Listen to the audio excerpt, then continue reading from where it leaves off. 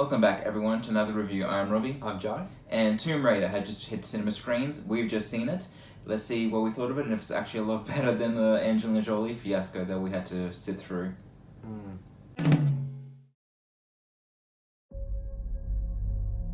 I thought I saw Dad again. I think I'm going mad. Lara, your father's gone. At some point, we have to face up to who we are, who we're meant to be. I think I know where my dad went. That's right in the middle of the Devil's Sea. It'll be an adventure. Death is not an adventure.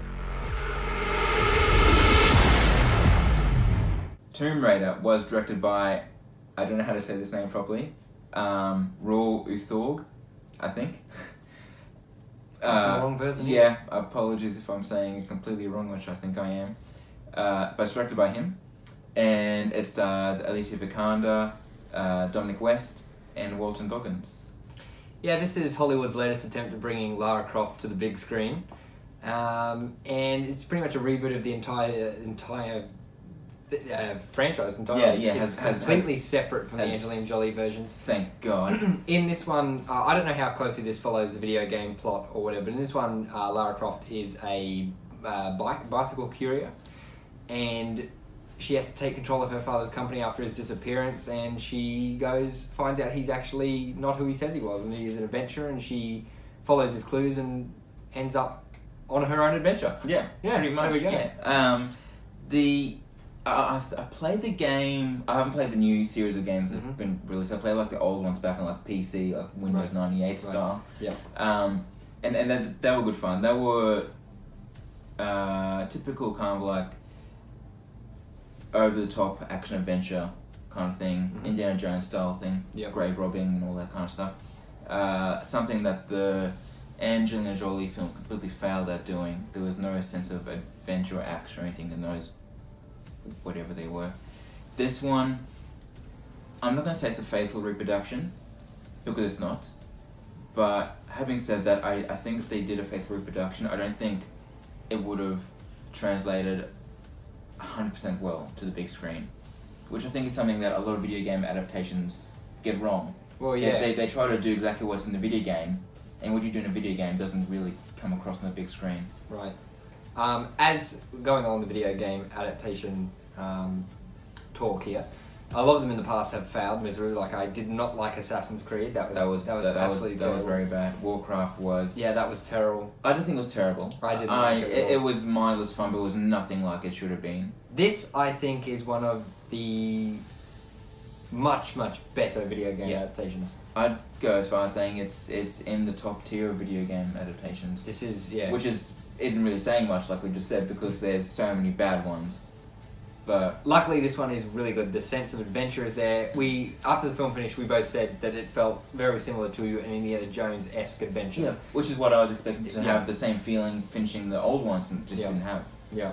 So yeah, before we went in, we were hoping that this would just be an enjoyable time. We wanted to have fun with this one, and we have come out pretty much having exactly that. Yeah. Is it a perfect script? No. Is it perfectly, crafted? No. There are a few special effects scenes that you're like, that looks a bit video gamey. And it is simple. It's a basic plot. It is a basic, it's a video game plot. And there are elements of the movie where it feels like you're watching a video game sequence play out. Yeah, which something I actually really liked. I did too. Yeah. It worked for the most part, I thought. But, you don't go in for, like I said, for the great script writing. You go in to have fun, to have great action adventure. Yeah. To have... the characters aren't fully fleshed out, but they're realised enough that you go along with them. Exactly, and for a movie like this, that's what you want. Yeah. This just has to entertain. Yeah. And you gotta have fun with it. Exactly. And it does it. Like, it achieves what it sets out to do, which is all you can really critique it for. And I think it's unfair when films, especially these kind of films, when they're like action adventure, and they get pulled apart and they're like, the characters were so two-dimensional and the villain was so predictable. I'm like, well, yeah, that's the kind of film you're watching. Like, that's why judge the film for what it's trying to achieve. Exactly right. That's why whenever I rate a film like this, it is based purely on how much I enjoyed it, and it succeeded at what it was trying to do, and for the genre and for what it was setting out to do. Yeah. It's done it perfectly. Yeah. I thought this is this was really good. I really had a fun time with this one. Definitely. I thought the first, not that I wasn't bored at all, but I found the opening was a little bit too long. Really, I like that. So the film starts out. She's in London, and first of all she's in like the boxing, the kickboxing ring and that kind of thing, and then we see her enter this like bike courier competition where I thought that was fun. Oh, I like that. Actually, there's nothing in it that I didn't like. I just, after a while, I was like, I want the adventure to start now. Right, okay, Yeah. Fair enough. But I had no problem sitting through it. I was just kind of like getting a bit antsy about having the actual story kick off. See, the film goes for 2 hours, and I thought it actually flew by relatively quickly. Oh, absolutely. Once that action starts, it doesn't stop. Yeah. It's breakneck speed for it pauses for maybe a couple brief character moments, but apart from that, it's one thing after another. If I had to give the movie a con, it's that, yeah, like we just mentioned briefly before, the plot is very familiar. We have seen this plot quite a few times. Mm-hmm.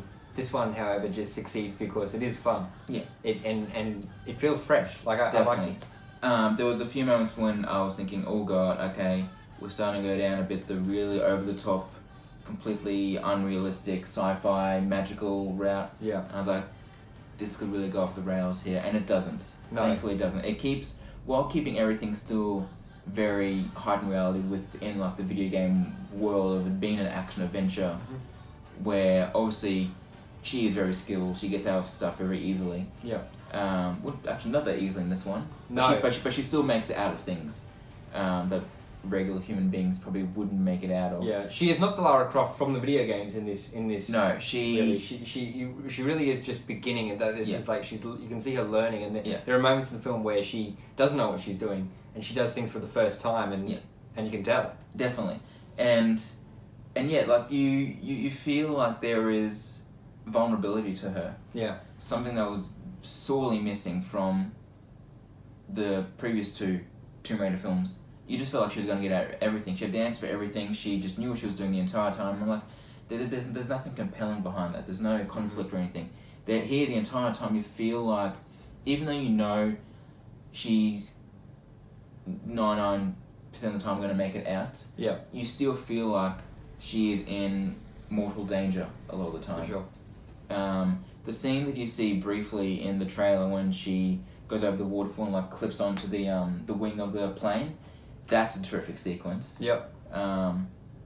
And actually, when she gets grabbing onto the plane, it's so rusty. Like, oh god, that's like a tetanus injection. Like the whole time I was thinking this, I was like, she's gonna need a tetanus shot. Yeah, I'm like, that's exactly what I was thinking. That thing is, it was just horrible. Just look at that rust and like her smacking into it, like getting cut and thinking, lockjaw. I feel like I was getting, just bruised and everything just watching the thing.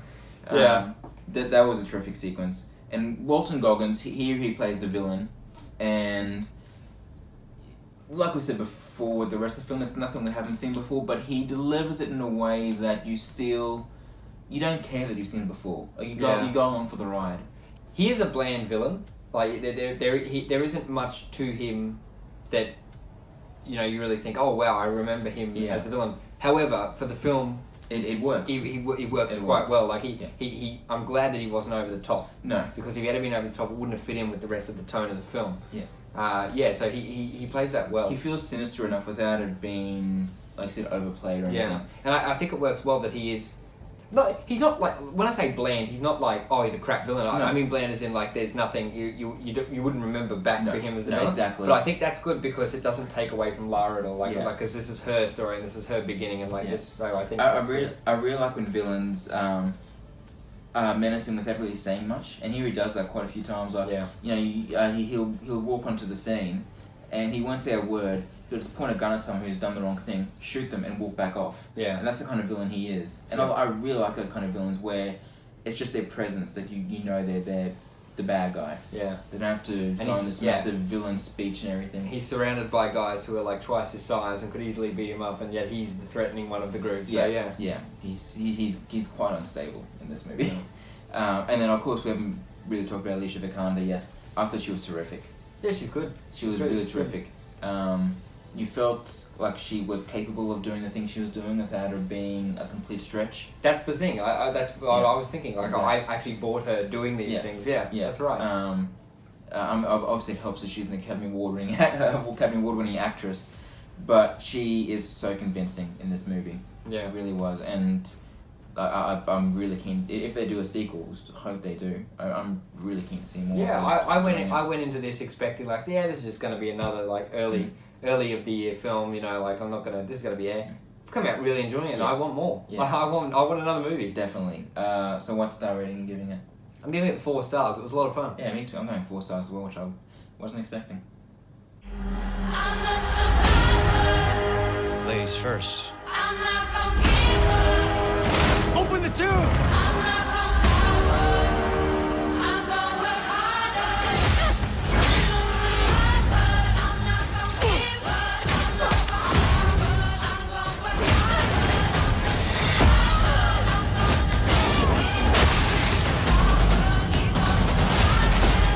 Put it down! It's your finger that's pulling this trigger. You messed with the wrong family.